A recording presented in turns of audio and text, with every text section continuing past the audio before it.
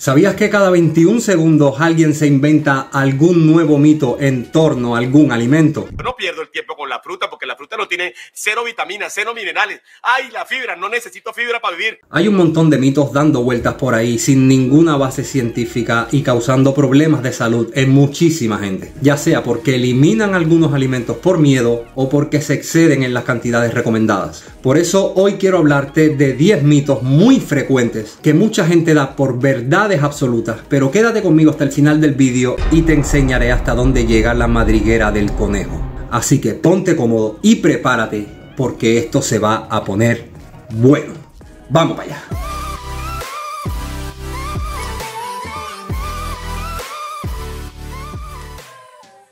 El primero de estos mitos es que el desayuno es la comida más importante del día. No sé cuántas veces habré escuchado esto, pero tiene sentido que sea un mito muy extendido debido a la historia que hay detrás. Y es que esta idea nace a raíz de una campaña publicitaria a gran escala, promovida por una empresa de cereales a favor de sus productos ultraprocesados allá por los años 1900, y que utilizaba precisamente lemas como el desayuno es la comida más importante del día. La compañía en cuestión, Kellogg's.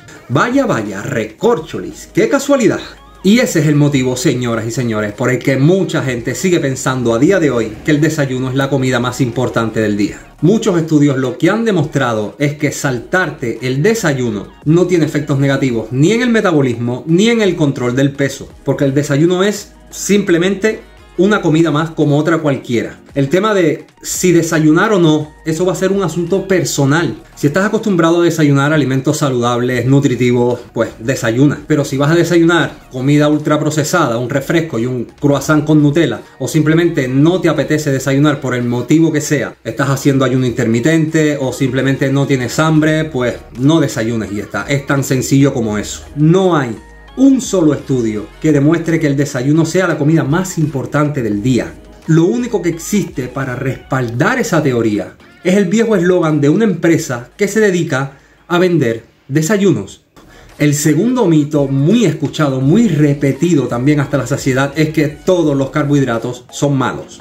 Una cosa son los carbohidratos refinados, esos que hemos inventado los seres humanos. Azúcares simples, refrescos, bollerías industriales que debemos reducir al mínimo posible su consumo. Y otra cosa muy distinta son los carbohidratos que provienen de alimentos naturales, poco procesados o sin procesar, como la avena, las frutas, las papas, el boniato, el arroz, que sí son ideales para que formen parte de nuestra dieta habitual. Te dejo por aquí este vídeo en el que hablo precisamente de que no todos los carbohidratos son iguales, así que si eres de los que crees esto, échale un vistazo porque vas a empezar a ver los carbohidratos de otra manera. El mito número 3 es parecido al anterior, pero ahora en vez de los carbohidratos, satanizar las grasas. Precisamente cuando las grasas son esenciales para la estructura de las membranas celulares, para la absorción de las vitaminas liposolubles o para la síntesis de las hormonas sexuales. Entonces, en vez de seguir creyendo que las grasas son el enemigo porque nos hacen engordar y porque pueden ser causa de diferentes enfermedades relacionadas con la obesidad y con el sobrepeso, lo que deberíamos hacer es,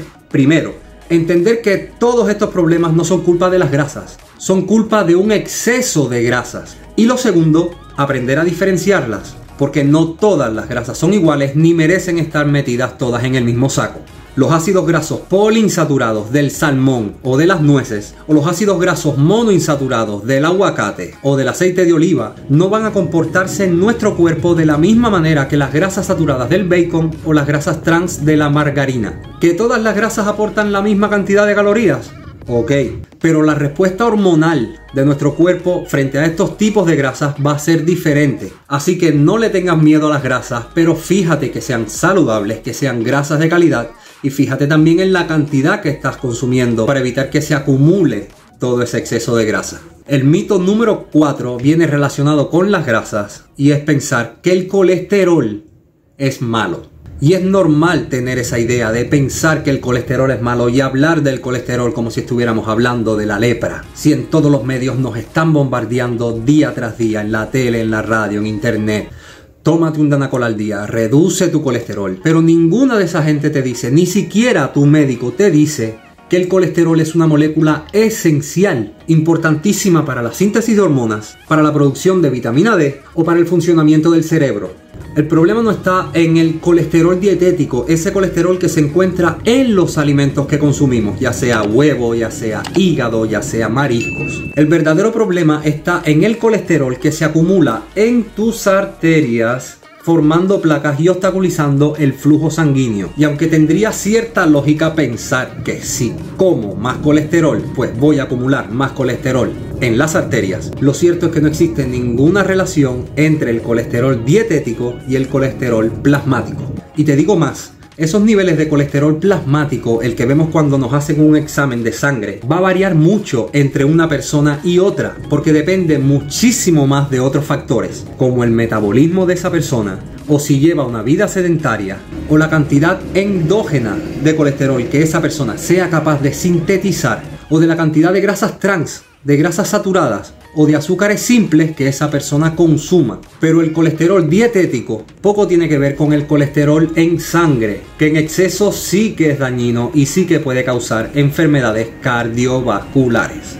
Vamos con el siguiente mito, y es el tema de los suplementos, porque hay mucha gente que sigue pensando que comprar cualquier suplemento es una pérdida de dinero. Y esto no es así. Por supuesto que hay suplementos que no son ni tan efectivos ni tan necesarios como te los quieren vender. Y por supuesto que también hay personas que no necesitan ciertos suplementos. Habrá personas que no necesiten suplementarse con melatonina o con triptófano para ayudarles a dormir mejor, pero sí puede que necesiten suplementarse con omega 3 porque su dieta es pobre en este ácido graso esencial, o suplementarse con proteína en polvo porque está en un proceso de pérdida de grasa o de ganancia de masa muscular y la proteína de su dieta no es suficiente. Es decir, los suplementos tienen una función, tienen un papel que está implícito en su nombre. Suplementan un estilo de vida con unas bases sólidas, suplementan una buena alimentación, suplementan un buen descanso, suplementan el ejercicio físico y una vida activa. Otra cosa es que tú te gastes la mitad de tu salario en suplementos pensando que son milagrosos o que van a sustituir unos hábitos de vida saludables. Así que ni pongas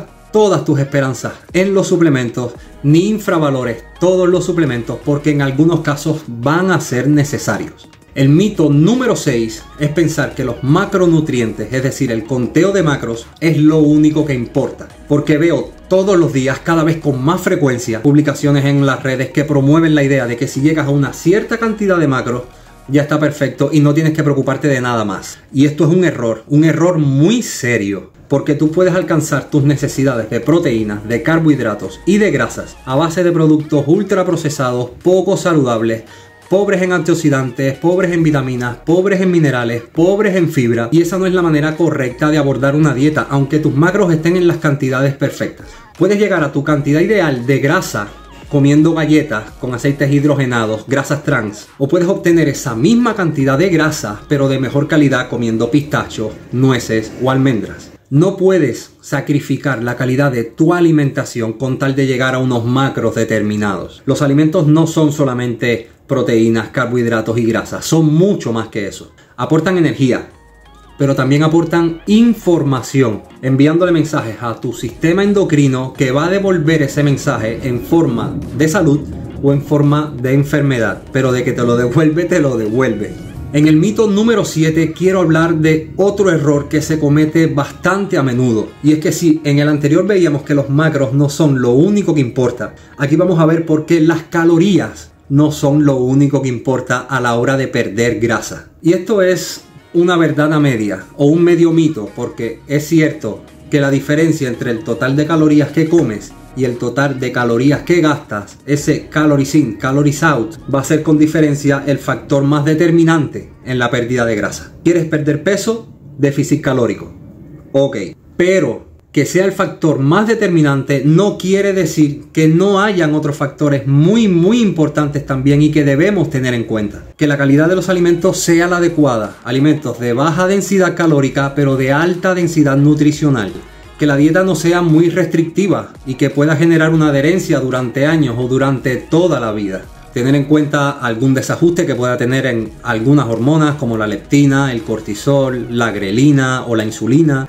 Algunos medicamentos que te pueden hacer subir de peso, tu composición corporal, tu metabolismo basal, alteraciones en tu microbiota intestinal. Son muchos los factores que debemos tener en cuenta porque también son determinantes a la hora de conseguir o no ese déficit calórico. Si no tenemos en cuenta todos estos factores y nos centramos únicamente en la teoría de Calories In, Calories Out, la teoría CICO, habrá muchas personas que no van a tener éxito en esa pérdida de grasa. El concepto CICO es muy importante, el más determinante de todos, pero no es lo único. El mito número 8, y ya casi terminando con esta lista, es que sí o sí todo el mundo tiene que contar las calorías si quiere perder grasa. Otro mito.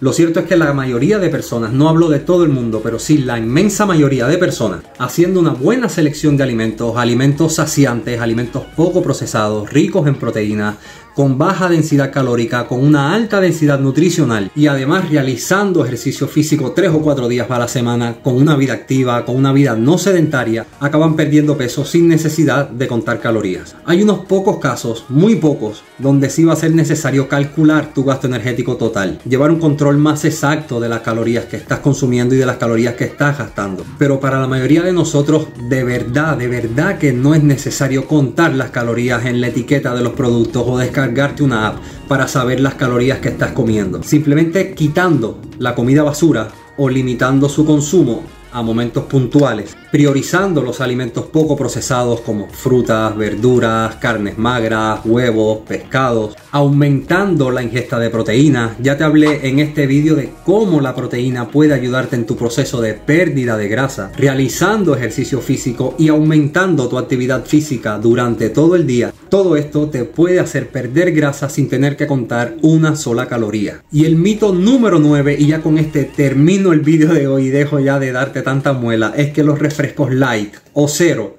son igual de malos que sus versiones originales. Este también es un mito bastante extendido, pero la verdad es que son varios los motivos para pensar que este mito es completamente falso. Las bebidas light o directamente el cero azúcar son una alternativa para esas personas que ya beben Coca-Cola normal, Fanta, Sprite, 7-Up y quieren reducir su consumo de azúcar. Si tú no sueles beber estos refrescos, no tiene ningún sentido que empieces ahora simplemente porque tiene menos azúcar. Pero si en tu nevera nunca falta tu botellón de 2 litros, cambiarte a la versión light o la versión cero puede suponer una de las mejores decisiones que puedas tomar por tu salud. Y yo sé, porque te conozco y sé que ahora vas a decirme que los refrescos light, los refrescos cero son peores porque tienen edulcorantes. Probablemente el que te dijo eso, déjame adivinar, te haya dicho también que la fruta es mala porque tiene azúcar o que la leche materna y el bacon son prácticamente lo mismo. Hoy en día se oyen tantas locuras en internet que uno ya no sabe ni qué creer, ¿verdad? Lo que sí es cierto es lo siguiente. Los refrescos sin azúcar se endulzan con acesulfame y aspartamo, siendo este último el que ha causado más histeria colectiva. ¿Y por qué? Por lo siguiente.